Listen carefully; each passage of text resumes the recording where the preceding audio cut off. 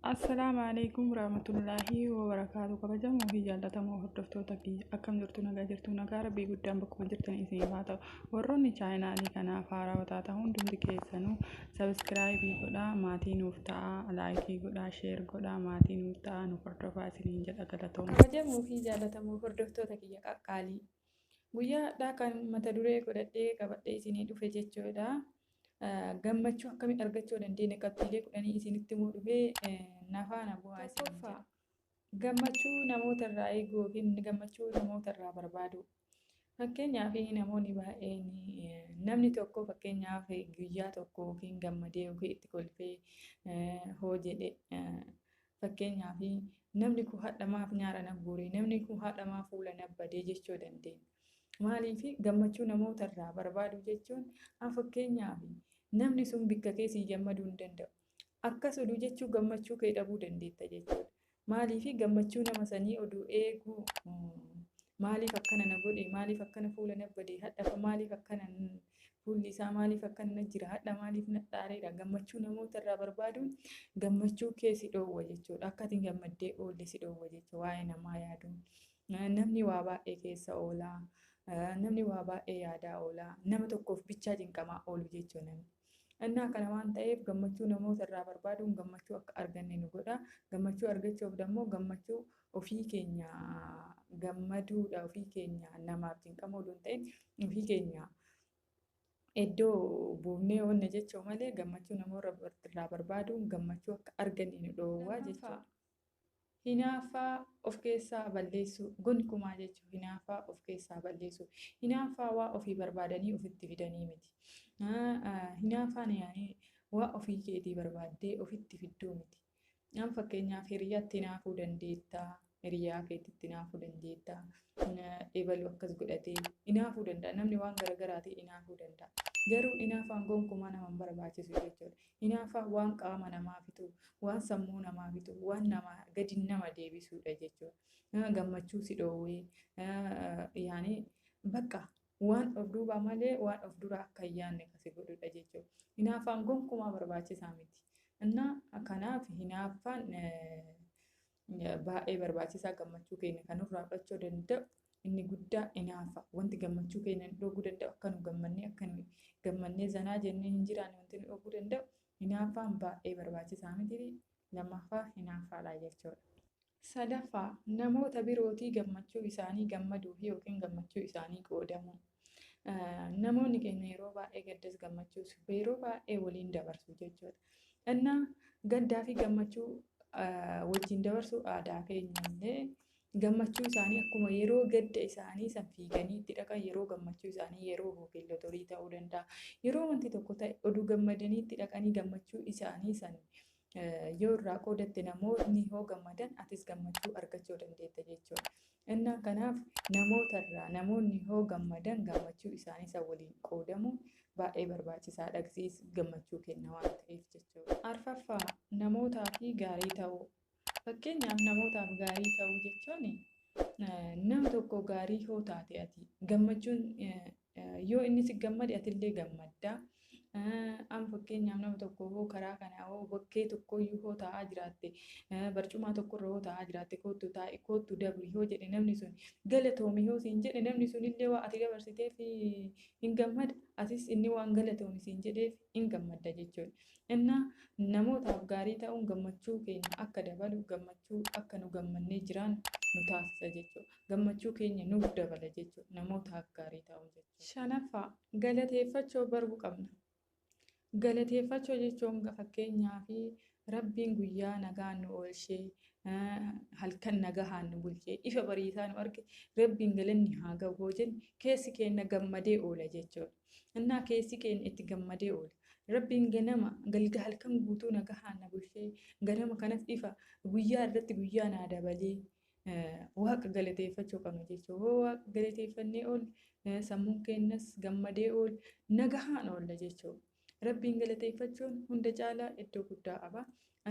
Kanaafuu yaa Rabbi si haa galatu waan kanaan nageettee waan guyyaa irraa na agarsiiftee si haa galatu jettee Rabbiin galateeffachuun iddoo guddaa qaba. Kanaafuu galateeffachuu baruu qabna. Galateeffachuu yeroo hundaa rabbiin galanni si haa ga'u jechuu baruu qabna. Jahaffaa wantoota jijjiiruu hin dandeenye yaaduu dhiisuu. Fakkeenyaaf wantoota darbanii wantoota dura balleessinee darban ta'uu danda'a.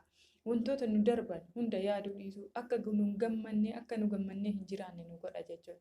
Innaa wantoota duraan darban wanta sin jalaa bade tokko ta'uu danda'a. Wanta deebisuu hin dandeenye tokko abadan yaaduu hin qabu. Gammachuu keenya nu jalaa balleessa jechuudha. Akka nu gammannee hin jiraanne nu godha jechuudha. Innaa kanaafuu wantoota deebisuu hin dandeenye kamiyyuu yaaduu hin qabdan jechuudha.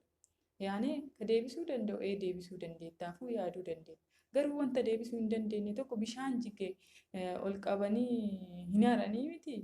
Innaa kanaafuu wantoota darbee wantoota si jala darbe kamiyyuu wantoota duraan darbe deebisuu hin dandeettu waan ta'eef yaaduu dhiisu. Gammachuu keenya nu jalaa balleessa jechuudha. Waan gochuu hin dandeenye tokko zalaalamii kanuma yaadaa waan jiraannuuf bas deebisuu waan hin dandeenye tokko gochuu waan hin dandeenye tokko dhiisuudha jechuudha.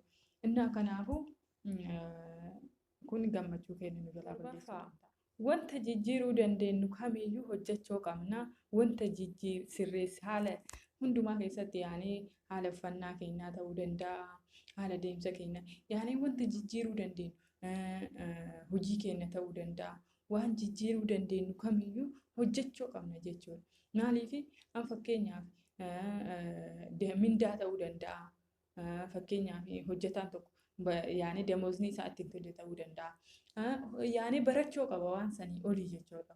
Damooza sanii olii barbaade waan gaarii tokko iddoo gaarii tokko gahuuf namni xaaruu qabaa mitiiree. Innaa of jijjiiruuf waan gaarii waan gochuu dandeettu hojjechuu qabda jechuudha. Kun gammachuu keenya nuuf dabala jechuudha. Innaa kanaafuu waan jijjiiruu dandeenyu kamiyyuu hojjechuu qabna jechuudha. Jijjiiruu dandeenya jechuudha. Ofitti amanamummaa qabaachuu danda'uu qabna. 8ffaa aarii of keessaa baasanii darbuu. Fakkeenyaaf nama tokko aaruu dandeenya. Qiimii ofitti namatti aarii qabattee taa'uun jechuudha. Baay'ee gammachuu keenya nurraa fageessa. Waa'ee nama sanii yaaddaa. Yeroo hundaayyuu waa'ee nama sanii yaadu. Nama kana akkana godhuu danda'a. Maal gochuu danda'a? Of duuba malee of dura hin yaaddu jechuudha. Kana waan ta'eef namni tokko tattaafachuuf of deemu waan of jiru malee waan of duubaa deebi'ee waan yaadu ta'e jijjiiramuus hin danda'u jechuudha. Gammachuus argachuu hin danda'u. Iddoo san taa'ee namni immoo gammachuu kamuu argachuu hin danda'u jechuudha. Aarii of keessaa baasu namaa dhiifama gochuu barbaachisaadha jechuudha. Innaa namaa dhiifama goote ati rabbiyyuu dhiifama sii godha jechuudha. Kanaafuu aarii waan garaagaraa of keessaa baasuun barbaachisaadha. Gammachuu keenya akka gammannee jiraannu akka nama gammadaa ta'anii jiraannu jechuudha.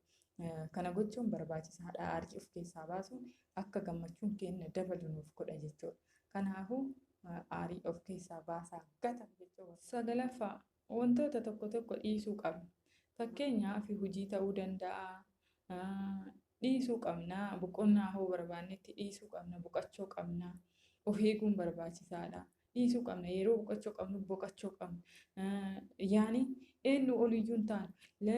Xaarreef haga feene hojjenneef eenyuyyuu oli hin taanu jechuudha.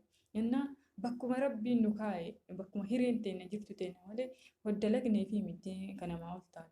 Ebaluun sun hin teetti jedhiftee akkasitteetti boqachuun barbaachisa. Taa'uun barbaachisa. Boqonnaa godhachuun barbaachisaadha yeroo tokko jechuudha. Cadhisanii ol fiiganii gaafa achii kalaas yookiin waa dhibamte namni ol si fuudhuun hin jiru ta'uu danda'a. Hojiis ta'ee gizee tokko dhiisanii boqonnaa argachuun barbaachisaadha jedhee yaada.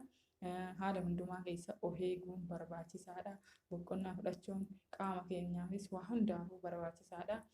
Cadhisanii fiiganii dalaganii garanaa garas fiiguun barbaachisaa miti. Gammachuu keenya nu jalaa fudhachuu danda'a. Namootatti aaruu dandeetta.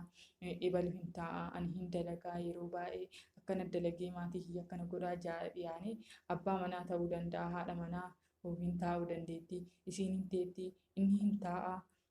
Jedhanii nama sanii gisee hunda aaruu jechuudha. Gammachuu keenya nu jalaa fudhata jechuudha akkana jechuudha.